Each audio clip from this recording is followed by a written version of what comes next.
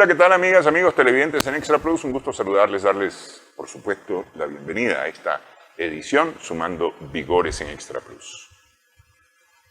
Seguramente usted ha oído el término defraudación fiscal, que es como tal vez el término más conocido relacionado con no enterar obligaciones al fisco o a quienes recaudan por parte del Estado.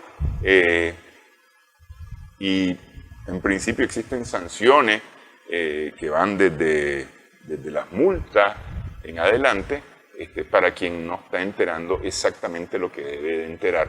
Pero además hay formas de enterar esa información, y no solamente el dinero, sino también la información, porque es decir, el dinero se entera, el dinero del impuesto se entera a través de la información que uno provee. Entonces hay formas también de enterar la información, hay procedimientos, y sobre esto vamos a hablar hoy justamente con Wilfredo Fonseca de TaxAct. Muchas gracias por estar con nosotros, Wilfredo, para evitar el castigo, para evitar la sanción, para evitar el llamado de atención, es decir, todo, llevar como se dice, la fiesta en paz, ¿ah?, para que no haya mayor clavo. Muchas gracias por estar con nosotros, Wilfredo. Gracias por invitarme, la verdad es un placer siempre estar acá compartiendo en esta mesa, porque esta es una charla bastante agradable.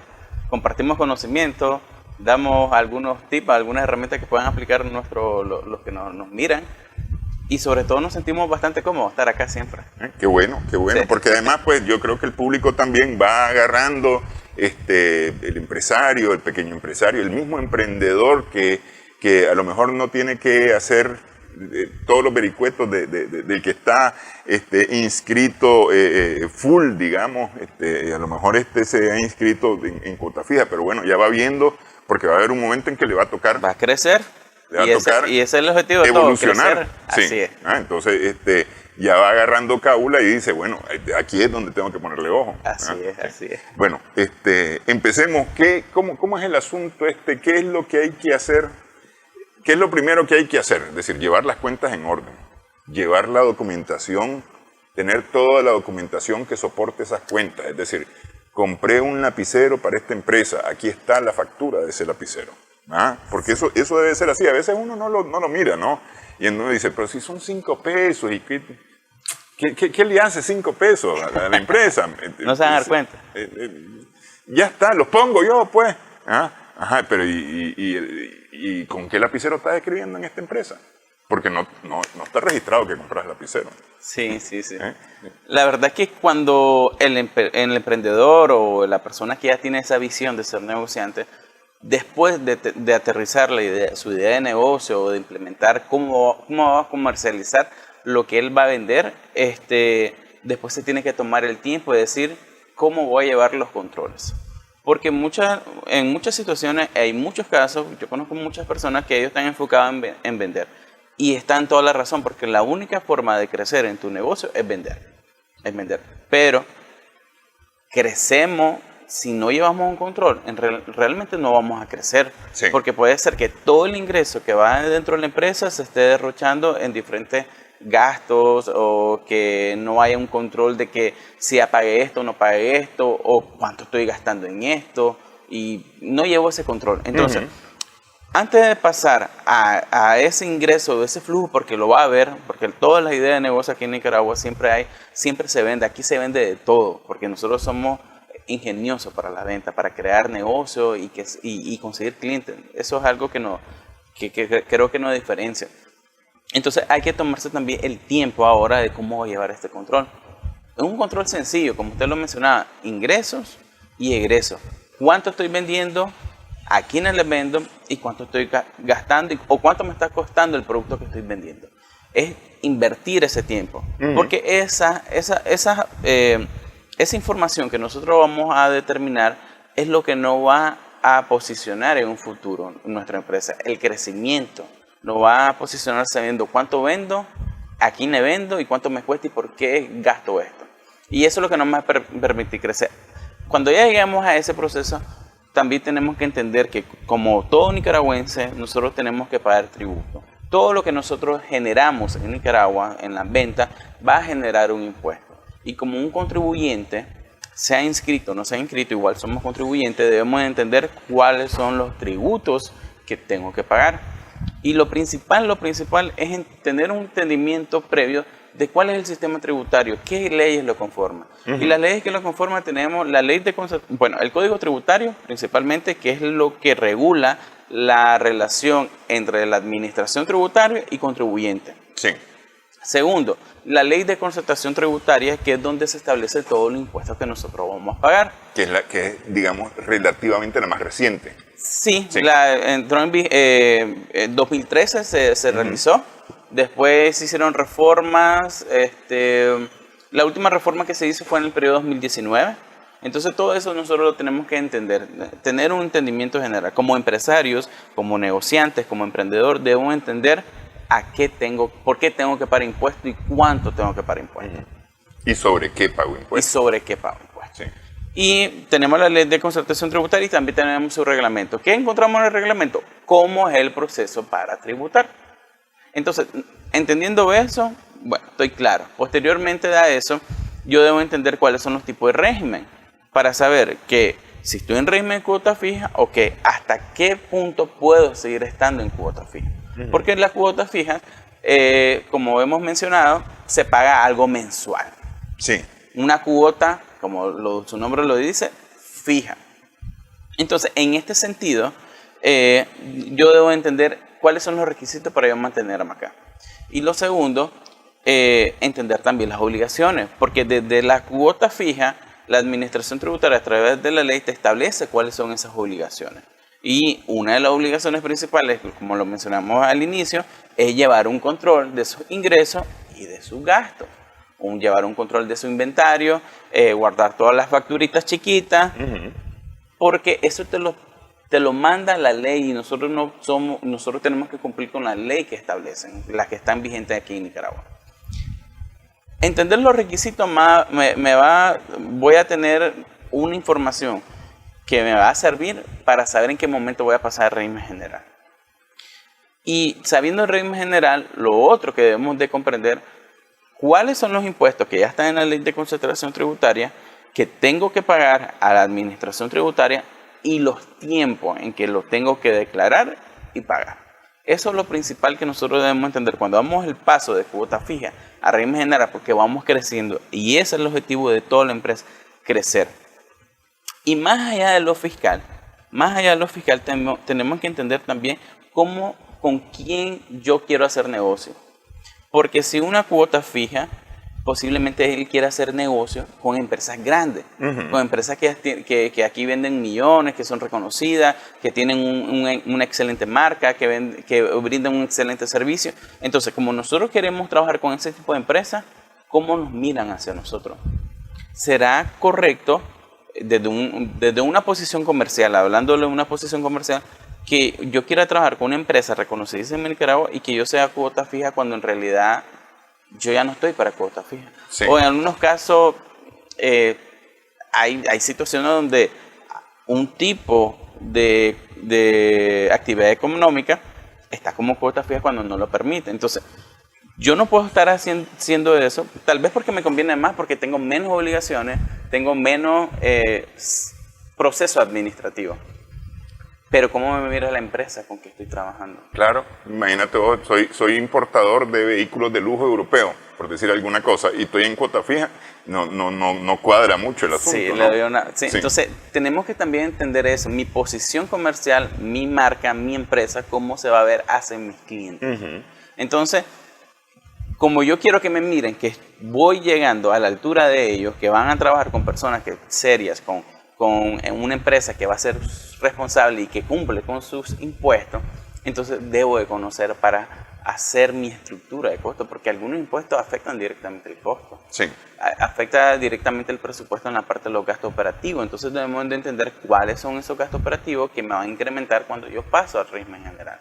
Tal vez no porque vaya a pagar un impuesto mayor, sino porque tal vez voy a necesitar que contratar una persona que me ayude a llevar un control más exhaustivo del que ya llevaba desde cuota fija, para evitar algún tipo de problemas, bloqueo de solvencia, algún tipo de trámite que debo de hacer, pero no lo hago por desconocimiento. Entonces, tengo dos opciones.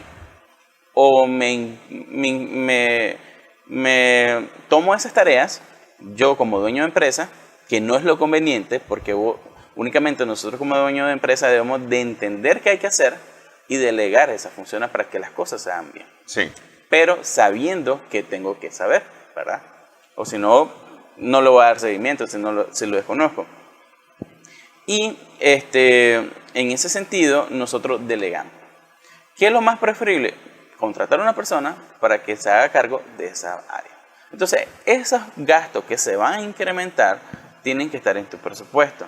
Y ese presupuesto tiene que estar incluido esas tareas fiscales, por decirlo así, en pro de un cumplimiento tributario y saber cómo me afecta en mi flujo. Entonces, por eso es importante conocer, primero, cuál es mi marco, mi sistema tributario, el marco legal del sistema tributario, qué leyes son las que yo debo conocer, cuáles son mis obligaciones, es decir, cuáles son los impuestos que yo tengo que declarar de manera mensual y manera anual, hacia quién es, cuáles son los impuestos nacionales, cuáles son los impuestos municipales. Y yo teniendo ese conocimiento y entendiendo los porcentajes, yo ya puedo delegar, contratar a la persona correspondiente para que haga esa función. Sí. Y evitar incumplimientos, porque también cuando ya pasamos, por llamarlo así, ya de las ligas, es decir, ya no soy cuota fija, soy régimen general porque ya estoy en otras ligas, por decirlo así, ya estoy en un sector comercial más competitivo, más agresivo, más demandante. La parte demandante es, ¿estás cumpliendo con todas tus obligaciones? Sí. Tienes tu solvencia, tienes tu matrícula, tienes tu RUC, tienes tu junta directiva actualizada, dependiendo del tipo de empresa. Sí, tengo todo lo anterior. Perfecto, entonces puedo trabajar contigo. Pero para tener todo ese cumplimiento significa llevar un mayor control, invertir un poquito más, pero te va a tener una mayor ventaja en el sector comercial donde te estás dirigiendo. Claro. Y aquí hay cosas como, por ejemplo, a ver, muchas veces se trabaja con un banco. Uh-huh. Y para poder tener una cuenta de empresa, ya no es la cuenta ni de Wilfredo ni la mía personal, Néstor, sino que es la cuenta de la empresa, ¿verdad? La empresa tiene que estar en orden. En orden significa que debe tener todo actualizado y además tener las solvencias fiscales necesarias. Porque el banco te pide que le entregue o que te identifique de esa forma, ¿ah? Para poder abrir tu cuenta. Si no puedes así, incluso hay lugares comerciales, ¿ah? Que te dicen que para empezar a hacer negocios con vos necesitan tus datos como empresa, que incluyen las solvencias fiscales y municipales. Entonces, si no la tenés en orden, no haces negocio. Ese es un rollo. Ok. Y es una forma también de ser sancionado por estar fuera de orden. Por estar fuera de orden. Es una forma de ser sancionado, aunque no está exactamente, es decir, o que no es un castigo formal. Nada. Pero es una forma de ser sancionado porque me dice una empresa, yo voy a hacer negocio con vos y necesito que abras la cuenta del banco o que tengas una cuenta bancaria porque ahí es donde te voy a depositar. Y no tenés cuenta bancaria. Y a nombre de la empresa. A nombre de la empresa, porque el cheque dice Wilfredo y asociado, lo que no significa que sea Wilfredo Fonseca, sino que la empresa se llama Wilfredo y asociado. Entonces, ya está. Si no dice Wilfredo y asociados y el cheque sale a nombre de Wilfredo y asociados y llegas vos con tu cédula al banco, mire, que yo soy Wilfredo, sí, pero aquí usted no es apellido asociado. Sí. Entonces, no le puedo cambiar el cheque, no le puedo depositar este cheque. Y eso ya crea inconformidad, porque le va a decir a la empresa, mira, es que fíjate que la empresa se llama así, pero no hay ninguna cuenta asociada, me lo puedes hacer a nombre de título personal. Entonces ahí vienen los controles administrativos de ese tipo de empresas y te dicen, no podemos, anda a aperturar tu cuenta y cuando tengas tu cuenta nosotros te podemos pagar. Eso te va a retrasar tu flujo efectivo para seguir operando. Sí, y era negociazo el que teníamos listo ahí y se nos cae. Vamos a hacer una primera pausa en esta edición. Estamos sumando vigores en Extra Plus.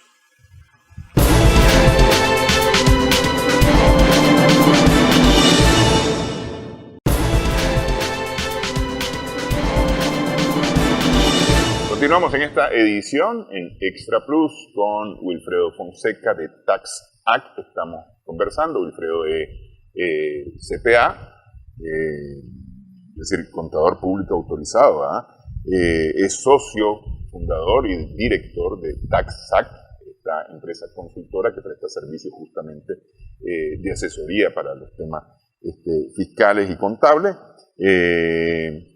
Es licenciado en Contaduría Pública y Finanzas, máster en Tributación Empresarial, que acaba de sacar el título, justamente ya hacía rato habías logrado la maestría, solamente hacía falta el título, ¿verdad?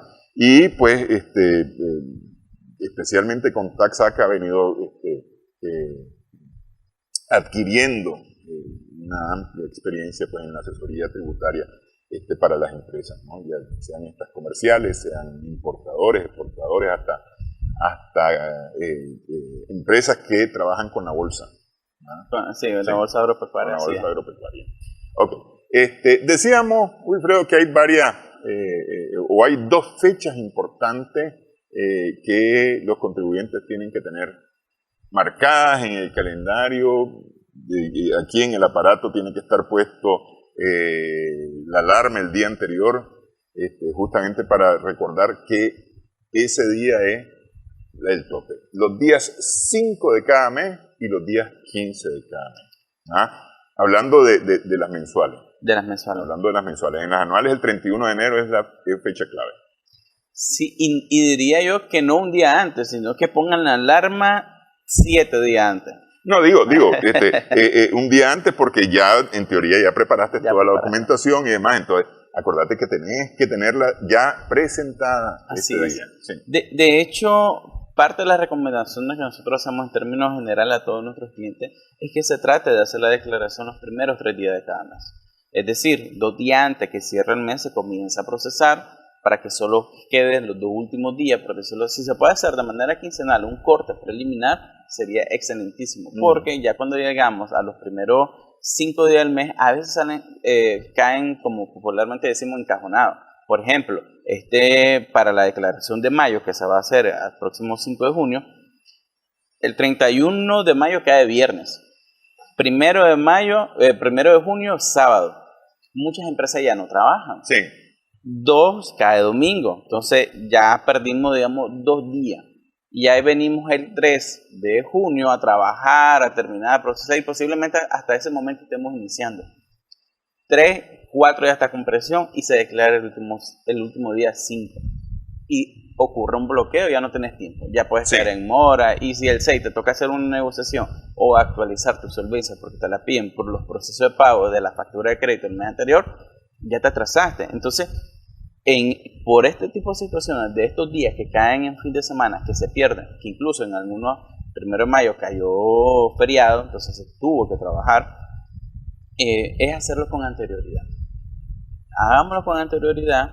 Las revisiones que se hacen con la administración tributaria, que te mandan a pedir documentación, o te equivocaste en la declaración, la de media en la plantilla, que es muy normal. Que, mira, una que nos ha pasado a nosotros un par de veces, pues, y que realmente se vuelve engorroso, porque tenés que volver a empezar a buscar toda la información otra vez, es en digitar números, por ejemplo, los números RUC.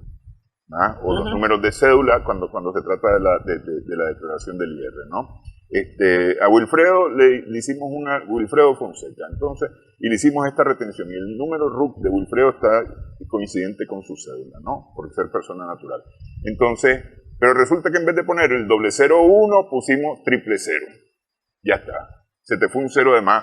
Y entonces, a veces no logras ubicar el error. No. Sí. Entonces, para evitar ese tipo, ya cuando uno trabaja con presión, la probabilidad de que te equivoques aumenta. Algunos de los sistemas, hay sistemas también que ya nos permiten grabar previamente, es decir, si es un nuevo proveedor, entonces ya se graba el número RUC y te permite descargar como ya la plantilla. Algunos sistemas ya están parametrizados precisamente porque hay muchos errores de eso y se trata de minimizar. O en algunos casos, pues lo llevas en Excel, tu base de datos, y trata de no modificarla. Si ya, por ejemplo, y si tu declaración de enero son los RUC, ya guárdalo en tu base de datos y ya sabes que ninguno de esos RUC es tan malo, ya al tener la seguridad que todos están buenos. Eso ya pasaron la prueba. Ya pasaron la prueba, entonces ya tener el otro mes, pero vas acumulando tu base de datos con el objetivo de que evites digitar. Entre menos digitemos, vas a tener una mayor probabilidad de éxito de hacer tu declaración sin ningún error.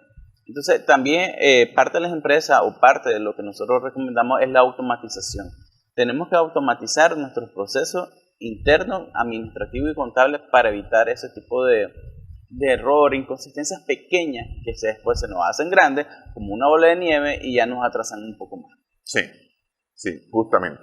Y una fecha importante que también, o un día importante que hay que marcar en el calendario es el día 3 de cada mes, que es el último día para el tema de los salarios en el sistema de información del Seguro Social, en el CIE, que entiendo yo que está cambiando para Turing. Está cambiando, estamos esperando esa nueva actualización. Porque ya vi que hay empresas a las que ya las están entrenando en Turing. Que en principio es mucho más amigable, es mucho más fácil poder trabajar con esta plataforma. Y que incluso el CIE no era complicado. Yo lo uso, pues lo usamos en la empresa y algunos clientes, y yo de mi perspectiva no es tan complicado porque simplemente es con el mismo número de seguridad social y ya te aparece y digitamos. Es bastante sencillo, que incluso hay otro que es para subir una plantilla y listo, ya te queda registrado. Pero si lo van a hacer todavía aún más fácil, más accesible, pues súper excelente en realidad.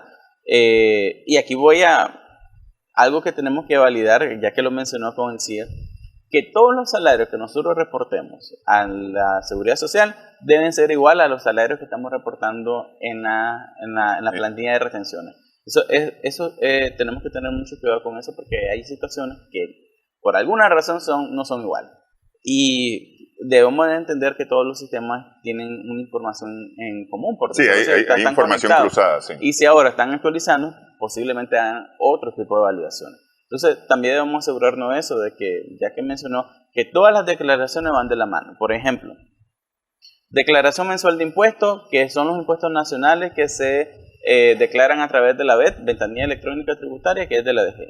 Nosotros ahí declaramos los ingresos, los salarios, las retenciones y el IVA.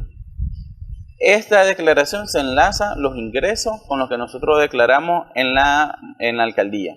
Si son de Managua, en el Publiari, nosotros declaramos ingresos, entonces tienen que estar relacionados los ingresos que declaré en la DMI con los ingresos que declaro en la alcaldía. Si dije que vendí 100 pesos ante la DGI, esos mismos 100 pesos hay que declarar a la alcaldía. También esa declaración está relacionada con los salarios, pues la planilla de retenciones, nosotros tenemos que reportar los salarios, eso está relacionado con el CIE, que es lo de la Seguridad Social. El mismo salario que reportamos acá tiene que ser el mismo salario que estamos reportando el CIE. Y sucesivamente el crédito fiscal que nos estamos acreditando tiene que ir con una validación de los ingresos que los proveedores están reportando. Entonces, toda la declaración prácticamente nosotros le estamos diciendo que vendimos, que compramos, a quién le retuvimos y a quién le pagamos. Entonces, todo tiene que ir de la mano. No están divorciados. Y por eso tenemos que hacer validaciones. Algo muy importante que nosotros tenemos que realizar, o sea, programar tareas trimestrales, bimensuales o semestrales, sea interno o externamente, es hacer las validaciones de tus declaraciones de impuestos, que vayan precisamente todo de la mano, que no haya tanta diferencia, que no haya diferencia en realidad, y si hay diferencia, identifiquemos por qué son.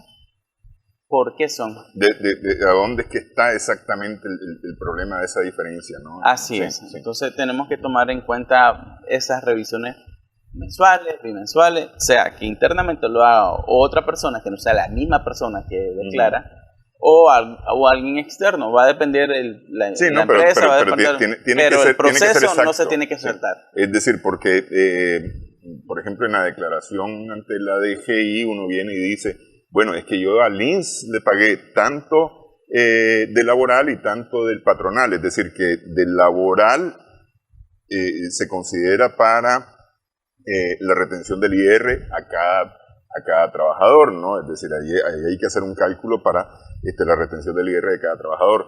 Y eso queda puesto en la DGI. Es decir, a le retuve 5 pesos por el INS y te estoy pagando IR de su salario menos 5 córdobas, ¿no?